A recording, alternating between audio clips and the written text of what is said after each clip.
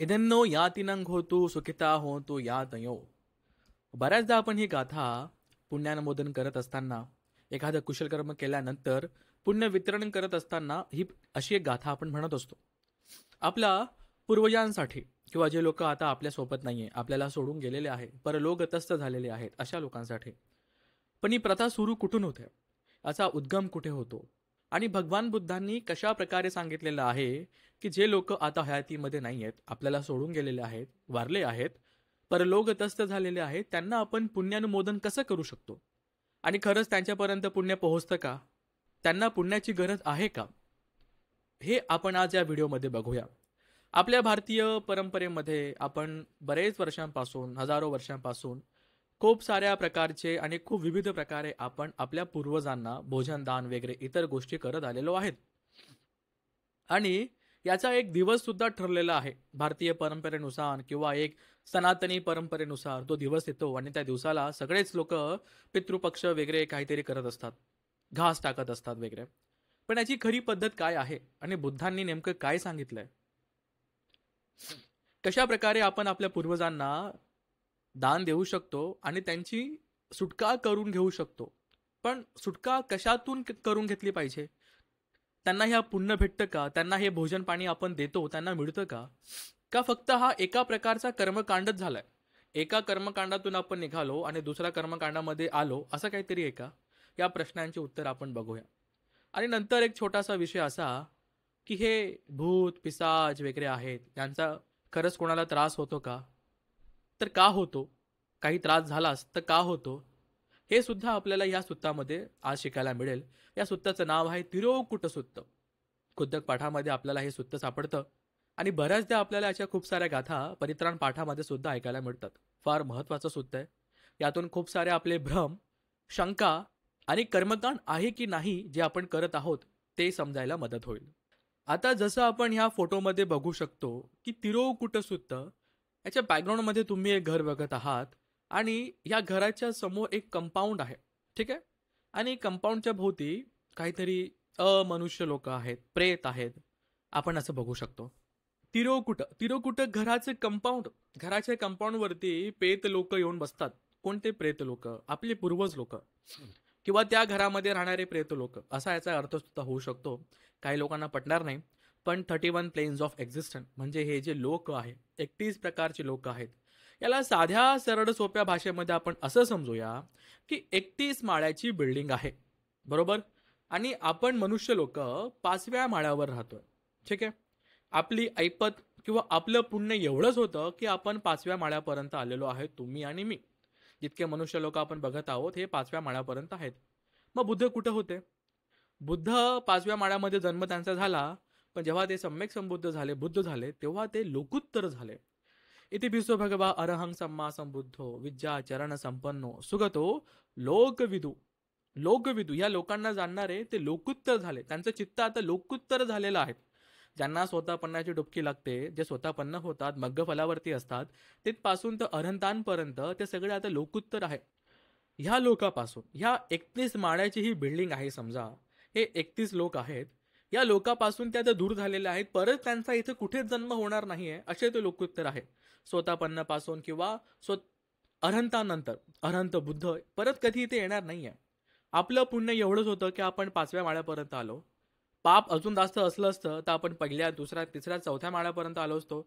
अजून थोडं पुण्य असलं असतं तर आपण अजून 6व्या, 7व्या, 8व्या माळ्यापर्यंत, तर 31व्या माळ्यापर्यंत पोहोचू शकलो असतो.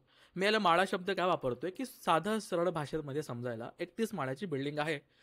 तुमचं माझं जेवढं पुण्य होतं त्याच्या प्रतापाने आपण 5व्या माळ्यावर म्हणजे ह्या 5व्या लोकांमध्ये, मनुष्य लोकांमध्ये आलेलो आहोत. पण काहीतरी असे खूप सारे सत्व आहेत की जे अपाय भूमीमध्ये पण असतात. आता अपाय भूमी किती, तर 4 आहे. आपण खालनं सुरू करूया. पहिला माळा आहे निरय, त्याला तुम्ही नरक सुद्धा म्हणू शकतात.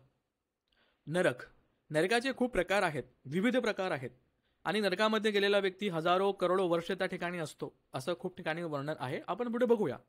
दुसरं लोक आहे 31 माळ्याच्या बिल्डिंगमध्ये, 31 प्रकारच्या लोकांमध्ये दुसरं आहे तिरच्छान.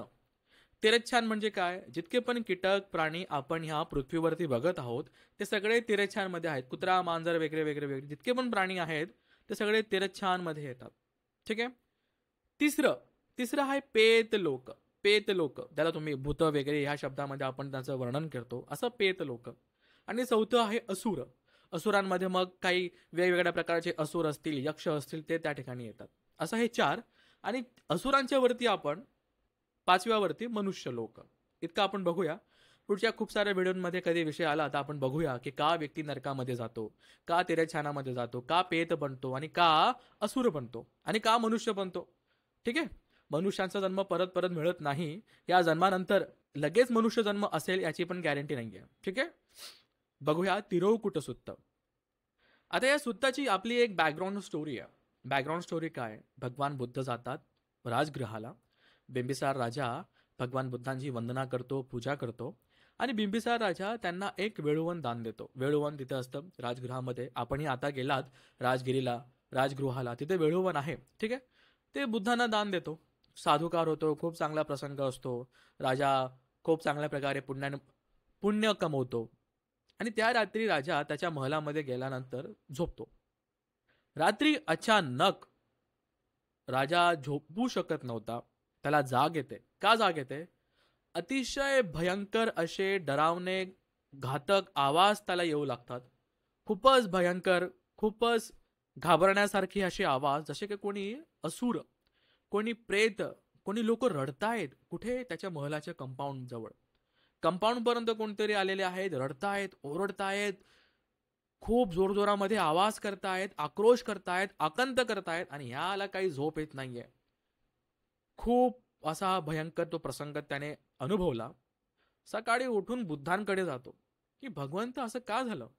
मी रात्री झोपू शकत नव्हतो, मला असे असे आवाज ऐकायला आलेत. बुद्धांकडे येतो. बुद्ध सांगतात आणि प्रसंग आता सुरू करतात की हा नेमकं काय झालं. तर भगवान बुद्ध सांगतात की बिंबिसार, हे तुझे पूर्वज लोक आहेत, आणि तुझे पूर्वज लोकांना तुझा राग आलाय. राग आलाय म्हणजे मी थोडक्यात सांगतो की राग आलाय म्हणजे काय. तू काल इतक्या चांगल्या प्रकारे कुशलकर्म केलं, तू बुद्धांना, भिक्षू संघाला वेळुवन दान दिलं, आणि हे वेळुवन दान दिल्यानंतर जे काही तू पुण्य कमवलं आहे, तू कोणाला समर्पित केलं नाहीये, याचं अनुमोदन केलेलं नाहीये, तुझ्या पूर्वजांपर्यंत तू हे पोचवलेलं नाहीये. म्हणून ते रात्री तुझ्या दाराकडे येऊन, तुझ्या महलाकडे येऊन ते आक्रोश करत होते, आकांत करत होते, असं बुद्ध सांगतात. मग याचं काय कारण आहे? माझे पूर्वज हे त्या पेत लोकांमध्ये का गेलेत? असा एक प्रसंग आता राजा बिंबिसार बुद्धांना विचारतो, आणि मग बुद्ध याच्यावरती त्यांच्या मागच्या जन्मांच्या स्टोरी सांगतात. आता ही गोष्ट सुरू होते फुस्स बुद्धांच्या वेळेस. फुस्सो 28 बुद्ध आतापर्यंत झालेले आहेत गौतम बुद्ध यांना मोजून. तसं तर असंख्य बुद्ध झालेले आहेत, आणि असंख्य बुद्ध होतील सुद्धा भविष्यामध्ये. पण प्रत्येकाचा आपला आपला एक काळ असतो, आणि आपल्याला ह्या 28 बुद्धांची माहिती मिळते. ठीक आहे. सिद्धार्थ बोधिसत्व होते.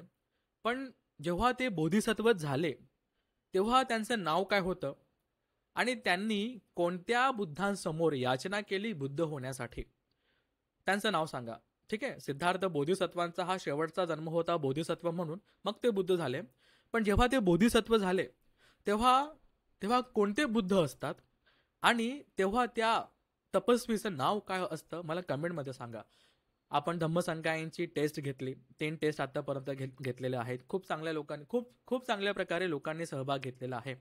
जवळपास 250, 200, 150 लोकांपर्यंत प्रत्येक टेस्टमध्ये लोकांनी सहभाग घेतला आहे. आणि याच्यामध्ये आपण हेच प्रश्न विचारले गेलेले आहेत, जे खूप बेसिक आहे.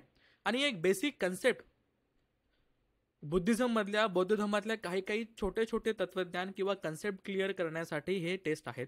आणि म्हणून किती बुद्ध झालेले आहेत, किती प्रकारचे लोक आहेत, मग ह्या बुद्धांचं नाव काय, मग बोधिसत्व काय, महापरिनिब्बाण कोणाला म्हणतात, आणि कोणाला प्राप्त होतं, असे लहान मोठे प्रश्न आहेत ज्याने आपले बेसिक अंडरस्टँडिंग क्लिअर होते, लहान लहान गोष्टी समजायला मदत होते.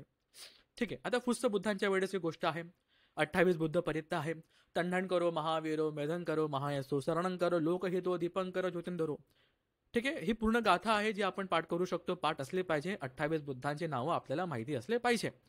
फुस्स बुद्धांच्या वेळेस काय होतं, एका ठिकाणी एका नगरीमध्ये फुस्स बुद्धांचं आगमन होणार होतं, आणि मग त्या गावकऱ्यांनी, त्या नगराच्या लोकांनी कॉन्ट्रीब्युशन करून म्हणा एक मोठा उत्सव त्यांनी आता करायचं ठरवलं. मग खूप साऱ्या दानाच्या गोष्टी येत गेल्या, भेटवस्तू येत गेल्या भिक्षू संघासाठी. आता ते इतक्या मोठ्या प्रमाणामध्ये असतात, तर मॅनेजमेंट करणारे लोक पण आहेत.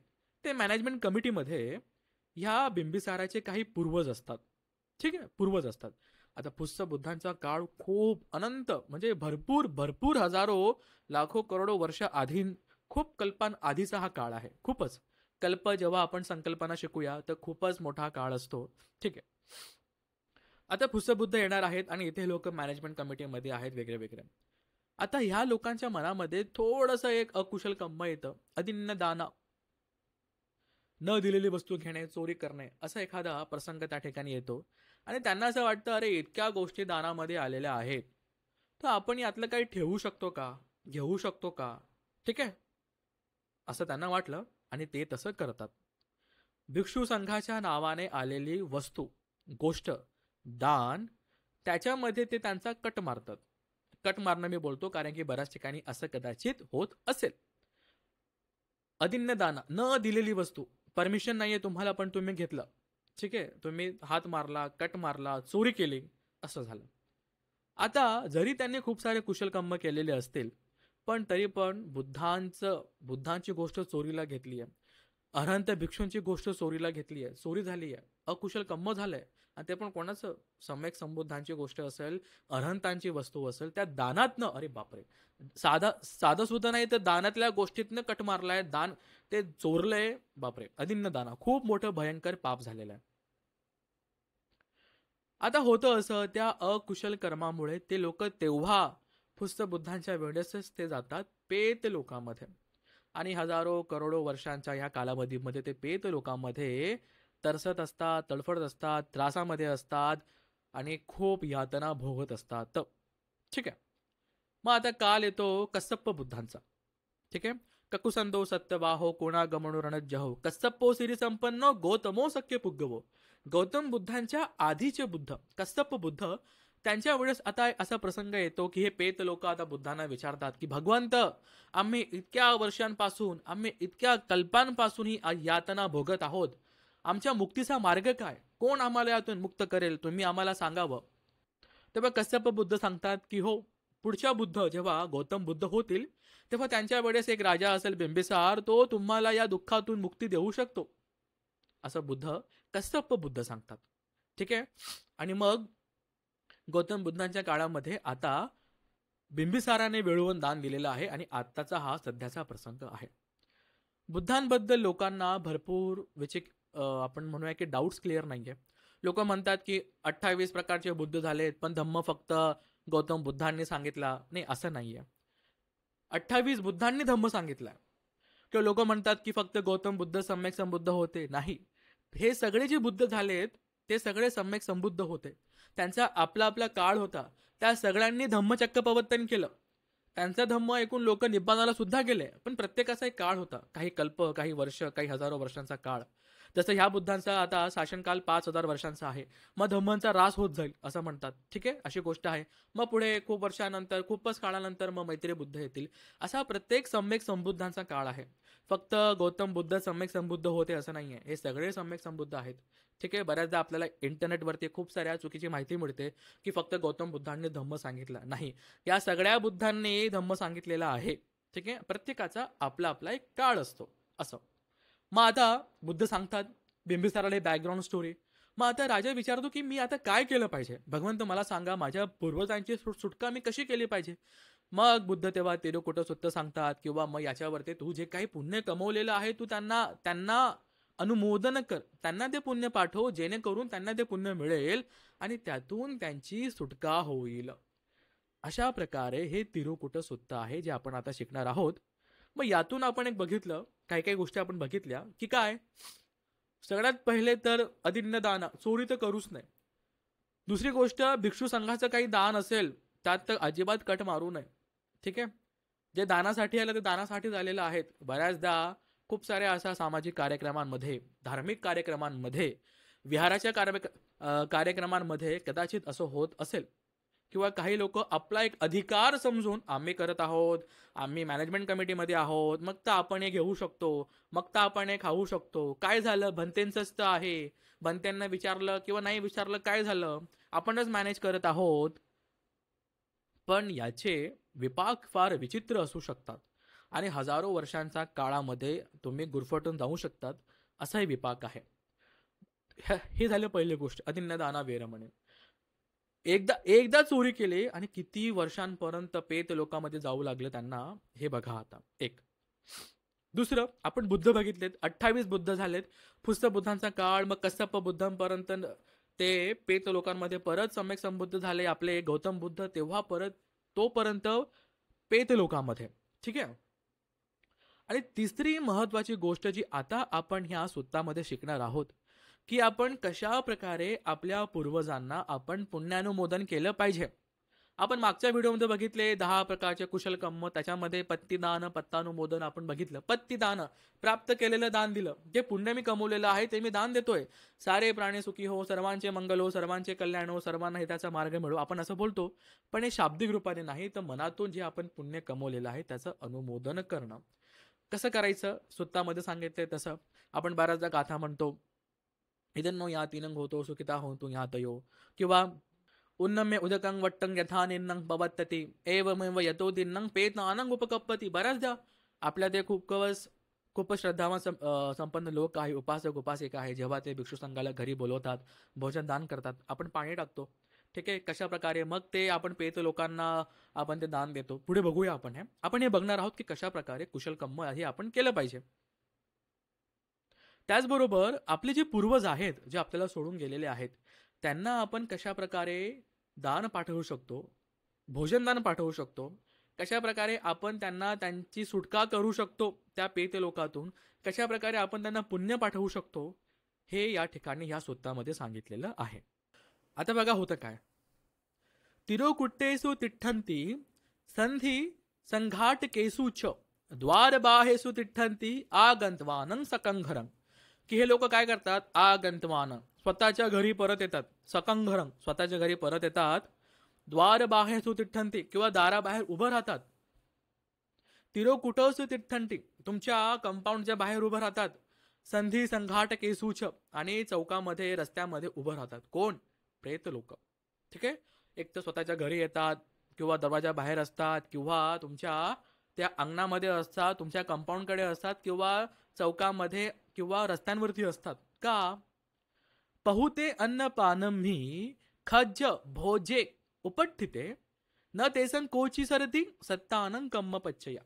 का येतात बघा, की त्यांचे जे नातेवाईक आहेत समजा, आता त्यांच्याकडे पहुते खूप सारं अन्नपानम्य, अन्न पाणी खाद्य सामग्री खज्ज भोगे भरपूर प्रमाणामध्ये आहे, अब्युडंट आहे, खूप आहे, भरपूर आहे.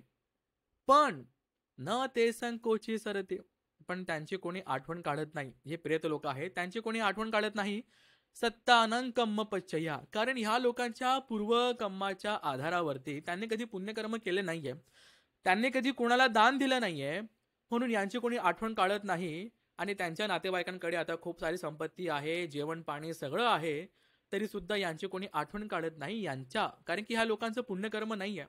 म्हणून आता ह्या ठिकाणी आपण असं समजू शकतो की जर कदाचित पेत लोकांमध्ये जाण्याचा जर प्रसंग आला, गेलो समजा कुठल्या तरी अकुशल कर्मामुळे, तर कोणीतरी आपल्याला पुण्य पाठवलं पाहिजे, पुण्यानुमोदन केलं पाहिजे. तर का नाही आता आपण पुण्यानुमोदन केलं पाहिजे आपल्या पेत लोकांसाठी, जेणेकरून आपलं पुण्यबळ वाढेल. आणि जर कधी असा प्रसंग आला, चुकीने जर एखादं कर्म झालं आणि पेत लोकांमध्ये गेलो, तर आपल्याला पण कोणीतरी पुण्य पाठवेल, बरं का. याच्यावरती एक सूत्र मी आणणार आहे पुढे, देवदूत सूत्र, की नरकापासून तुमची सुटका कशी होऊ शकते. तुम्ही नरकाच्या द्वारावर उभे आहात, तिथून तुमची सुटका कशी होऊ शकते, हे एक खूप चांगलं सूत्र आता पुढे येणार आहे, ते नक्की बघा. जर असा प्रसंग आला तर, असं ना हो, पण जर असा प्रसंग आला तर नरकाच्या द्वारावरून सुद्धा कशी सुटका होऊ शकते, हे आपण एका सूत्रामध्ये बघूया. इंटरेस्टिंग सूत्र आहे. ठीक आहे. काय झालं, आता हे पेत लोक आलेत, घराच्या बाहेर आलेत, घरी आलेत, द्वारावरती आलेत, तुमच्या कंपाऊंडवरती आलेत, किंवा त्या आपल्या रस्त्यावरती आणि चौकामध्ये आलेत. का आलेत, नातेवाईकांकडे खायला प्यायला खूप काही आहे, पण कोणी आम्हाला पाठवतच नाहीये, कोणी दान देतच नाहीये, असं त्या पेत लोकांचं म्हणणं आहे. आता खूप लोकांना हे सूत्र ऐकत असताना खूप सारे शंका कुशंका येत असतील. ठीक आहे. मग बाबासाहेबांनी याला मानलंय का, असं आहे का, तसं आहे का? बघा, बाबासाहेबांनी सहमप्रती ब्रह्माचा उल्लेख आपल्या पुस्तकामध्ये केलेला आहे, बुद्ध आणि त्यांच्या धम्मामध्ये. सहमप्रती ब्रह्मा हा ब्रह्मलोकामध्ये आहे. जर ब्रह्मलोक आहे तर अपायभूमी पण आहे. अपायभूमी आहे, नरक आहे, पिसाज आहेत, पेत लोक आहे, असुर लोक आहे. जर सहमप्रती ब्रह्माचा उल्लेख असतो तर त्या ठिकाणी पेत लोकाचा सुद्धा उल्लेख आहे असं आपण समजू शकतो आणि पुढे आपण चाललं पाहिजे. नाहीतर मग धम्म कधीच नाही करणार, लोकुत्तर शब्दाचा अर्थ कधीच नाही करणार, निब्बाण कधीच नाही करणार, असं आहे.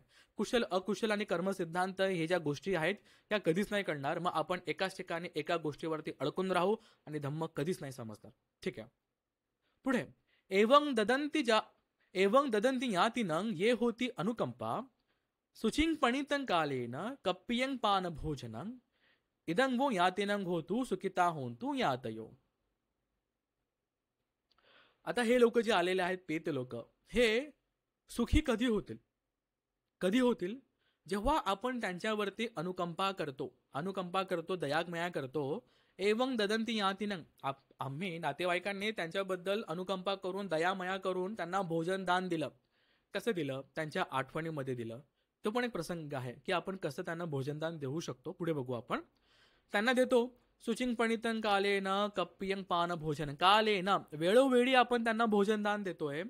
आणि म्हणून का म्हणतो इदं नो यातिनं होतू, की बाबा माझे जे नातेवाईक जे आता आम्हाला सोडून गेलेले आहे, परलोकतस्थ झालेले आहेत, नंतर ते कदाचित पेत लोकामध्ये गेलेले आहेत, तर त्यांच्या नावाने आपण दान धर्म करत आहोत. कपडे, भोजन, पाणी इत्यादी वस्तू त्यांना आपण दान देत आहोत, त्यांच्यावरती अनुकंपा करत. ठीक आहे. आता ह्या पेत लोकांना आपण वेळोवेळी भोजनदान दिलं तर ते काय म्हणतात, तेच तथ समागंत्वा याती पेता समागता. आता ते तिथे एकत्रित झालेले आहेत, आपण त्यांना वेळोवेळी भोजनदान वगैरे देतोय. या ती पेता समागता, पेत लोकांमध्ये जे आपले नातेवाईक गेलेले आहेत ते आता जमा झालेले आहेत. ते काय म्हणतात, बहुते अन्न पाणिम हे, बहुते अन्न पाणिम हे, की आम्हाला तुम्ही खूप चांगल्या प्रकारे भोजनदान दिलेलं आहे. सक्कच्चम अनुमोदरे, आणि ते आता अनुमोदन करतायत. सक्कच्च, खूप चांगल्या प्रकारे अनुमोदन करतायत, एका प्रकारे आशीर्वाद देत आहे, तुमच्यासाठी मंगलमैत्री करतायत का.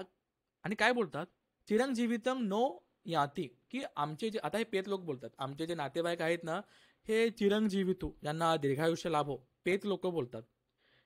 येसंग हेतू लभासमय, की यांच्यामुळे आम्हाला हे लाभलेलं आहे, काय भोजन वगैरे मिळालेलं आहे. आम्हा कंच कथा पूजा, की तुम्ही आमची एका प्रकारे पूजा केलेली आहे. पेत लोक बोलतायत नातेवाईकांप्रती, ज्या नातेवाईकांनी यांना भोजनदान वगैरे दिलेलं आहे, ते म्हणतात की आमचे हे नातेवाईक आता चिरायू हो. ठीक आहे, त्यांच्यामुळे आम्हाला हे भोजन लाभलेलं आहे. आणि त्यांनी अशा प्रकारे आमची जी पूजा केलेली आहे ना, ही दायकाच आणि फला, की हे यांचं हे दायक, हे यांनी जे दान दिलेलं आहे हे निष्फळ जाणार नाहीये, असं ते पेत लोक म्हणतात. ठीक आहे, पेत वगैरे तुमच्या घरासमोर आलेत, वगैरे वगैरे येतात. ठीक आहे, आणि त्याच्यानंतर आपण त्यांना अशा प्रकारे भोजन दान देतो, वगैरे वगैरे दान देतो, ते सुखी होतात. आणि आपल्याबद्दल ते असा विचार करतात की आपल्याला चिरकाळापर्यंत आयुष्य मिळो, नंतर आपण सुखी राहो, आपण त्यांना भोजन दान दिलेलं आहे, तर ह्या पुण्य, हे खूप मोठं पुण्य आहे असं ते म्हणतात. आता सगळ्यात महत्वाचं की आपण यांना दान का दिलं पाहिजे. एक तर आपला कृतज्ञ भाव, की आपल्या पूर्वजांप्रती आपण कृतज्ञ आहोत म्हणून आपण दान धर्म करतोय, त्यांची त्यातनं सुटका व्हावी म्हणून आपण त्यांना पुण्यानुमोदन करतोय. पण अजून एक कारण, कसं प्रत्येक लोकांमध्ये खाण्यापिण्याची आपली एक अवस्था असेल. जसं तिरच्छांमधला कुठलाही कीटक, कुठलाही प्राणी शिकार करून किंवा वेगवेगळ्या प्रकारे स्वतःचं पोट भरत असतो, पण पेत लोकांमध्ये असं नाहीये. आता पेत लोकांचं वर्णन पाहिलं तर खूप वेगळे वेगळे प्रकार आहेत, आणि खूप वेगळे वेगळे प्रकारचे पेत आहेत, की समजा इतकं मोठं पोट असेल आणि तोंड एवढं बारीक असेल, म्हणजे इतकी मोठी त्याची भूक असेल, तृष्णा असेल, पण खायला एवढंच आहे, म्हणजे खाऊ शकत नाहीये, पोट भरू शकत नाहीये. अशा प्रकारे खूप सारे वर्णन आपल्याला खूप साऱ्या ठिकाणी असं बघायला मिळतात. बघू आपण भविष्यामध्ये, आणि तुमच्या पण वाचनामध्ये असं खूप काही आलेलं पण असेल.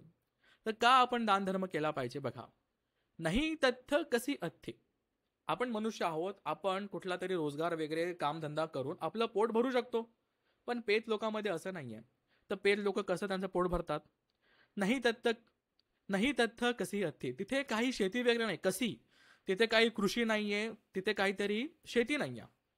गोरख खेत न विद्यते, गोरख म्हणजे गुरढोरं नाहीयेत की त्यांना पाळून त्यांच्यापासून दूध वगैरे घेऊन काय ते काहीतरी व्यवसाय करू शकतील, स्वतःचं पोट भरू शकतील. वाणिज्य, कुठला बिझनेस नाहीये पेत लोकांमध्ये की तुमचं पोट, ते वाणिज्य, ते काहीतरी बिझनेस करून त्यांचं पोट भरू शकतील. हिरण्येन कयो कयंग, हिरण्य म्हणजे सोनं किंवा सोनं नाण्याने काहीतरी ते व्यापार करून एखादी वस्तू ते विकत घेऊन वगैरे वगैरे स्वतःचं पोट नाही भरू शकत. कसं? इतो दिन्नेन या पेंती, आपण जे त्यांना दान देतोय, पेता कालंकतातही, तेच त्यांना प्राप्त होत आहे. ठीक आहे, आपण जे काही त्यांना दान धर्म देतोय, भोजन दान, कपडे दान, इतर काही गोष्टी दान, ते त्यांना पेत लोकांमध्ये मिळतं, असं ह्या सुत्तामध्ये वर्णन आहे. दुसऱ्या कुठल्याच प्रकारे त्यांना भोजन सुद्धा मिळत नाही, पाणी सुद्धा मिळत नाही, पुण्य सुद्धा मिळत नाही. आपण जे त्यांना पाठवतो त्यांची आठवण करून त्यांनाच ते तेव्हा प्राप्त होतं. कसं ना, बुद्धांचा धम्म आपल्याला स्वार्थी नाही बनवू देत. ठीक आहे, तुमच्याकडे धनसंपत्ती आहे, तुम्ही दान द्या. दान दिल्यानंतर तुमचा इगो कमी होतो, गर्व कमी होतो. आणि आपणच पुण्य कमवत नाहीये. आपण आपण दान दिलं, आपल्याला पुण्य मिळतंय, पण समोर त्याचं पण मंगल होत आहे. बघा कसं आहे धम्म कसा काम करतो. ठीक आहे, आपल्याला पुण्य मिळतंय आणि समोर त्याचं पण भलं होत आहे. माझे दान पारमी पूर्ण होते आणि काही लोकांचं भलं सुद्धा होईल. बघा तुम्ही किती किती कल्याणकारी धम्म आहे हा, आहे का नाही? एकाच वेळेस किती प्रकारचं कुशल कर्म होत आहेत. धम्म देसना देऊन, धम्म श्रवण करून, साधुकार आहे. बघा क्या बात आहे. आता ही गाथा आपण बऱ्याच ठिकाणी ऐकलेली असेल आणि बऱ्याचदा भिक्षू संघ आपल्या घरी आल्यानंतर आपण पुण्यानुमोदन करतो. एक परात आणतो, ताट आणतो, त्याच्यामध्ये ग्लासामध्ये, तांब्यामध्ये आपण पाणी सोडतो. ही गाथा आपल्यापैकी बरेच लोकांनी ऐकलेली असेल निश्चितच. उन्नमे उदकांग उट्टंग यथा निन्नं पवत्तती एवमेव यतो दिन्नं पेतानं उपकप्पती यथावारी वहापुरा परिपुरेंती सागरं एवमेव यतो दिन्नं पेतानं उपकप्पती. ही गाथा खूपदा आपण ऐकलेली आहे. कसं आहे? उन्नमे उन्नमे उदकांग उट्टंग, जेव्हा एखाद्या उंचीवरून आपण पाणी सोडूया, यथा निन्नं पवत्तती, आणि ते हळूहळू खाली पडत जाणारच आहे. हा नियम आहे, ग्रॅव्हिटी आहे, बरोबर? आपलं गुरुत्वाकर्षण आहे, वरून पाणी सोडलं तर खाली जाणारच आहे. एवमेव यतो दिन्नं पेतानं उपकप्पते. असंच करतो ना आपण, पाणी सोडतो त्या ग्लासामध्ये, हेच आहे. समजा मी आधीच म्हटलं 31व्या माळ्याची बिल्डिंग आहे, आपण 5व्या माळ्यावरती आहोत. 5व्या माळ्यावरतून आपण जर पाणी खाली सोडलं, चौथ्या, तिसऱ्या, दुसऱ्या, एक माळ्यावरती तर पाणी जाईलच, 100% जाईलच. तेच तसं मी जे काही पुण्य कमवलेलं आहे ते मी त्यांना पाठवतोय. हे एका प्रकारचं सांकेतिक भाषा आहे, चिन्ह आहे. अशा प्रकारे कर्मकांड लोक याला बोलू शकतात, पण याचा अर्थ काय? आता तुम्ही माझ्या ज्या माता भगिनी हे व्हिडिओ बघत असतील, त्यांना पण प्रश्न पडला असेल, अरे हे काय आपण असं, हे काय असं करतोय, मग हे तर कर्मकांडच झालंय, याने काय होणार आहे? हे आहे, हे सांकेतिक आहे. हे एक सांकेतिक गोष्ट आहे की जसं वरून पाणी सोडलं तर खाली जाणारच आहे, तसंच माझे जे पूर्वज लोक जर काही अपाय भूमीमध्ये असेल, असुर असतील, पेत लोकांमध्ये असेल, तिरच्छानमध्ये असेल, इव्हन निर्यामध्ये जरी असेल, मी त्यांना पुण्य पाठवते. मी त्यांना दुःखातून मुक्तीचा मार्ग पाठवते, मी त्यांना पुण्य पाठवते, जेणेकरून त्यांचं यातून मुक्ती हो. बघा, या मनुष्य जन्मानंतर लगेच मनुष्य जन्म मिळेल याची गॅरंटी नाहीये. असं उदाहरण बुद्धांनी खूपदा दिलेलं आहे. जसं की एक सिंपलचं उदाहरण की एक खूप मोठा सागर आहे, महासागर आहे. त्याच्यामध्ये कासव आहे आणि समुद्रावर, त्या महासमुद्रावर एक टायरचा ट्यूब आहे. ठीक आहे, टायरचा ट्यूब आपला आपला तरंगत आहे आणि हा कासव त्या समुद्रामध्ये आपला आपला फिरत आहे. अशी काय गॅरंटी असेल, अशी काय संभावना असेल, अशी काय प्रोबॅबिलिटी असेल की जेव्हा हा कासव त्या पाण्याच्यावर डोकं काढेल आणि त्याचं डोकं बरोबर त्या टायरच्या ट्यूबमध्ये येईल, याची प्रोबॅबिलिटी काय असेल, याची संभाव्यता काय असेल, याचे चान्सेस काय असतील, तेवढेच चान्सेस मनुष्य जन्मानंतर लगेच मनुष्य जन्म मिळणं याचेच आहेत. कॅल्क्युलेशन करण्यासारखं आहे की नाही बघा, आणि याचे किती चान्सेस असतील. समजा पॅसिफिक महासागर आहे, प्रशांत महासागर आहे, तिथे आपण एक टायरचा ट्यूब सोडलेला आहे आणि तिथे एक कासव आहे. तो कासव जेव्हा जेव्हा डोकं वरती घेईल आणि किती वेळेस त्याचं आणि किती वेळेस त्याचं डोकं हे त्या टायरच्या ट्यूबमध्ये येईल याचा अंदाज लावा. तेवढंच कठीण किंवा तेवढं सोपं आहे मनुष्याचा जन्म परत मनुष्य जन्मामध्ये होणं. यथावारी वहापुरा, जसं कुमडा पूर आलेला आहे, खूपच पूर आलेला आहे. आणि काय होतं, पाऊस पडतो. पाऊस हा नदी नाल्यातनं झऱ्यातनं तो नद्यांमध्ये येतो. मग नद्या मोठ्या मोठ्या होत जातात आणि कालांतराने नदी एका सागराला जाऊन मिळते. परिपुरेंती सागरं एवमेव यतो दिन्नं पेतानं उपकपती. अशाच प्रकारे माझं पुण्य त्यांच्यापर्यंत पोहोचो, त्यांचं मंगल हो, त्यांचं कल्याण हो. अशा प्रकारे ही गाथा आहे आणि आपण बऱ्याचदा ही ऐकलेली आहे. बऱ्याचदा आपण ही पाठ सुद्धा केली पाहिजे. आता आपण त्यांना हे का दिलं पाहिजे? मी आधीच आपल्या मागच्या व्हिडिओमध्ये आपण बघितलं, पुब्बेकारी आणि कतय्यू. कतय्यू आणि पुब्बेकारी हे दोन प्रकारचे लोक या जगामध्ये भेटणं मिळणं फार मुश्किल आहे. त्या आपण कतय्यू बनण्याचा प्रयत्न केला पाहिजे. कृतज्ञ भाव असला पाहिजे. का असला पाहिजे? अदासी मे अकासी मे याती मित्ता सखाच मे पेत्तानं दक्षिणं दज्जा पुब्बे कतं अनुसरंग. कतं अनुसरंग, पुब्बे कतं अनुसरंग. कोणत्या कार्याचं अनुसरण करून? अदासी मे, त्यांनी माझ्यासाठी हे केलं आहे, त्यांनी माझ्यासाठी असं केलेलं आहे, असं बोललेलं आहे. ज्ञाते मित्ता सखाच मे, ज्ञाती आपले नातेवाईक, मित्र, मित्र पण आहेत. पेत्तानं दक्षिणं दज्जा, की आपल्याला त्याचं अनुसरण करायचं आहे, आठवायचं आहे की माझ्या या मित्राने, माझ्या या नातेवाईकाने मला हे काही दिलेलं आहे, मला असं काही दिलेलं आहे, माझी अशी मदत केलेली आहे. याचं एक ग्रॅटिट्यूड ठेवून, याचा एक कृतज्ञतेचा भाव ठेवून त्यांना आपण पेत्तानं दक्षिणं दज्जा, अशा ह्या प्रेत लोकांना आपण दान धर्म दिला पाहिजे. म्हणून आपण त्यांना दान धर्म दिला पाहिजे की त्यांनी माझी अशी मदत केली होती, ते मला मदतीला धावून आले होते, वेगळे वेगळे. एक कृतज्ञ भाव म्हणून आपण त्यांना दान दिलं पाहिजे. अशा प्रकारचं दान दिलं पाहिजे. पण का नाही केलं पाहिजे? काय नाही केलं पाहिजे? जे त्यांना अजिबात फलस्वरूपी मिळत नाही. काय? नाही रुण्णं वा शोको, रडणं गाणं किंवा हे शोक नाही करायचं आहे. या चैया परिवेदना, त्यांना फक्त वेदनाच होणार आहेत. परिवेदना, रडून शोक करून काही प्राप्त होणार नाहीये. नंग तंग पेतानंग अथाय, ते त्या प्रेत लोकांच्या हितामध्ये नाहीये, अजिबात हितामध्ये नाहीये. एवं तिठ्ठंती यातय, आणि जर तुम्ही असंच करत राहिले तर ते तिथंच राहतील. त्यातून त्यांची सुटका होणार नाही लवकरात लवकर. ठीक आहे. बघा काय केलं पाहिजे आपण. आपले नातेवाईक जे आपल्याला सोडून गेलेले आहेत, ठीक आहे, लोक त्यांना बुद्धवासी म्हणतात. एखाद्या व्यक्ती जो सोडून गेलेला आहे त्यांचा आपण फोटो वगैरे लावतो, त्यांच्या नावासमोर आपण बुद्धवासी लिहितो. अरे बुद्धवासी, बुद्ध फक्त ते बुद्ध आहेत, म्हणजे बुद्ध लोक जातात, ओके, बुद्ध होतात, बुद्ध वेगळे आहेत, बुद्धवासी नाही. त्याला परलोक तस्स, की बाबा आता हे ते ह्या लोकांमध्ये नाही आहेत, ठीक आहे, म्हणून परलोक तस्स असा शब्द वापरला पाहिजे. बुद्धवासी नाही, हे चुकीचं आहे. ठीक आहे. मग कसं आपण त्यांना दान धर्म दिला पाहिजे, बरोबर, पण रडून शोक करून काही फायदा नाहीये, त्यातून त्यांची सुटका होणार नाहीये. रडून वगैरे जर आपण त्यांच्या नावाने फक्त रडत राहिलो, जर त्यांच्या पुण्यतिथीला, पुण्यस्मरणाच्या दिवसाला फक्त रडत राहिलो तर काही होणार नाहीये. त्यांना कसं भोजन दान करायचं, कसं करायचं हे आपण आता बघितलं. ठीक आहे. पुढे आता आपण बघितलं की आपण त्यांना वेळोवेळी भोजन दान तर देतोय, पण अजून एक पाऊल पुढे जाऊन कशा प्रकारे अजून कुशल कम्मा होऊ शकतं बघा. अयंच खो दक्षिणा दिन्ना संघम्मी सुपतिष्ठिता दीर्घरत्तं हितायस्स ठानस उपकपती. बघा खूप चांगल्या प्रकारे भिक्षू संघ जो शिलवान आहे, सदाचारी आहे, एकभत्तिको आहे. एकभत्तिको म्हणजे दिवसातून एकदा जेवणारा आहेत, विकाल भोजनाचं खूप पालन करणारा आहेत. सहसा आता लोक असे करत नाही म्हणून बोललो. एकभत्तिको आहे, विकाल भोजन या शिलाचं पालन करणारा आहे. ठीक आहे.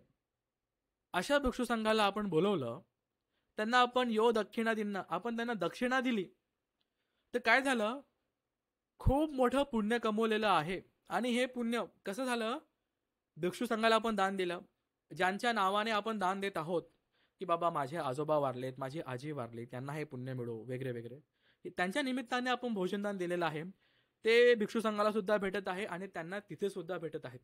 यांच्या नावाने आपण भोजनदान दिलं आहे, कपडे पाणी दिलं आहे, ते त्यांना तिथे सुद्धा भेटत आहेत. असं हित आयस्त. आणि त्या लोकांच्या दीर्घ रत्यासाठी, त्यांना चीर काळासाठी त्यांना ते फलदायी असणार आहे.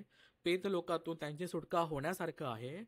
अशा प्रकारे आपण 2 वेळेस, एकाच वेळेस 2 प्रकारचे कुशल कर्म सुद्धा करू शकतो. यो याती धम्मोच अयं निदस्थितो पेतानं पूजाच कथा उडारा बलंच भिक्कुं अनुपदिन्नं तुम्हेही पुय्यं पसुतं अनपक्कंती.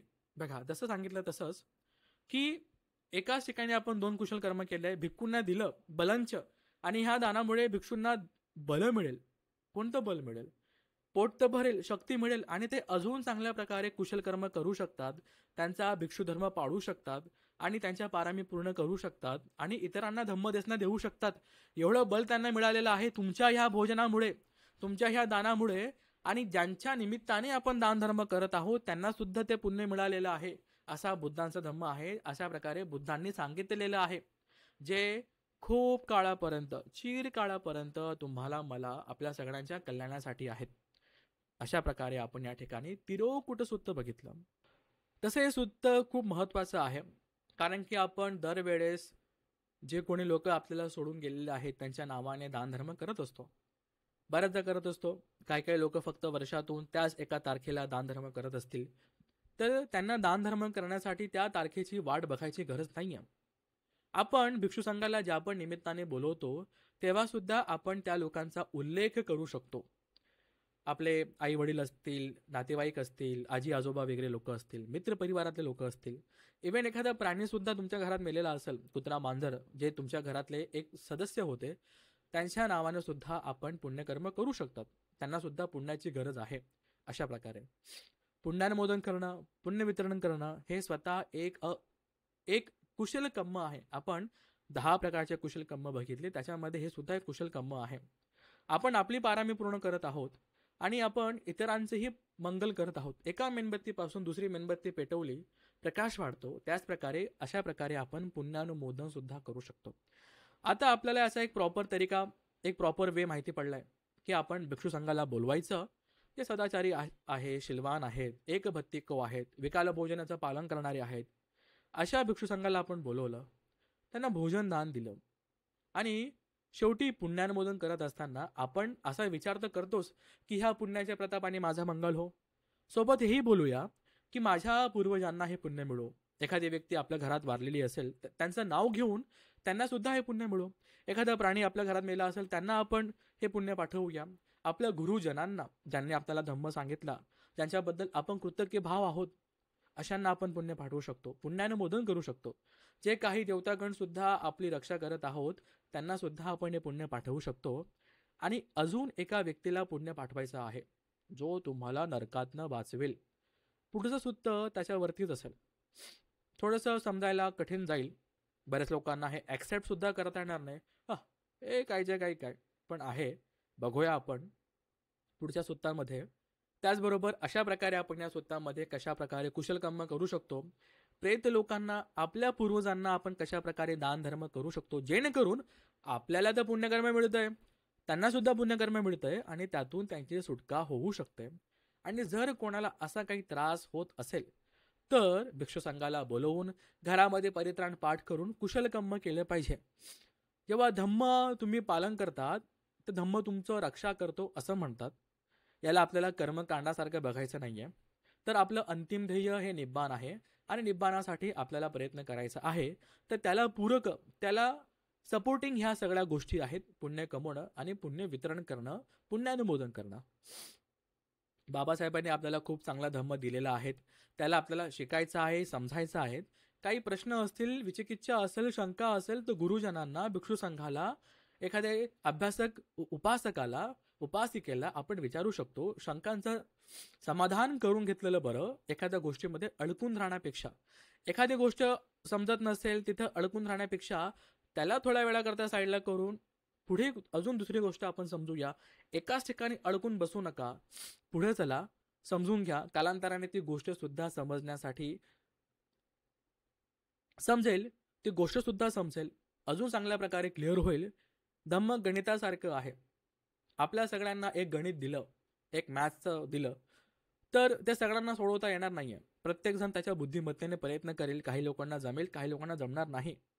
पण कालांतराने अभ्यास करत गेलो, बुद्धिमत्ता वाढत गेली तर धम्मसुद्धा समजेल, ते गणितसुद्धा सॉल्व्ह होईल प्रॅक्टिस करून करून. तसंच धम्म आहे, पहिल्याच अटेम्प्टमध्ये सगळं समजेल अशी तरी अपेक्षा आपण केली नाही गेली पाहिजे. आपण सगळे आलात, श्रद्धा संपन्न उपासक उपासिका या ठिकाणी आलात, आपण हा धम्म ऐकलात. ही धम्मदेशना माझ्याकडनं ऐकली, तुम्ही सगळे माझी दान पारामी पूर्ण करण्यासाठी मला मदत करत आहात. खूप खूप धन्यवाद, खूप खूप साधुकार. या पुण्याच्या प्रतापाने तुमचं माझं आपल्या सगळ्यांचं मंगल हो. धम्म सांगत असताना जर एखाद्या गोष्टीचा एखाद्या शब्दाचा जर थोडासा अर्थ मागे पुढे होत असेल तर बुद्ध धम्म संघ मला क्षमा करो. माझा इंटेन्शन, माझा हेतू चांगला आहे. धम्माचा प्रसार करण्यासाठी हे छोटंसं कॉन्ट्रीब्युशन आहे. आपल्याला हे व्हिडिओज कसे वाटत आहेत आम्हाला कॉमेंट बॉक्समध्ये सांगा.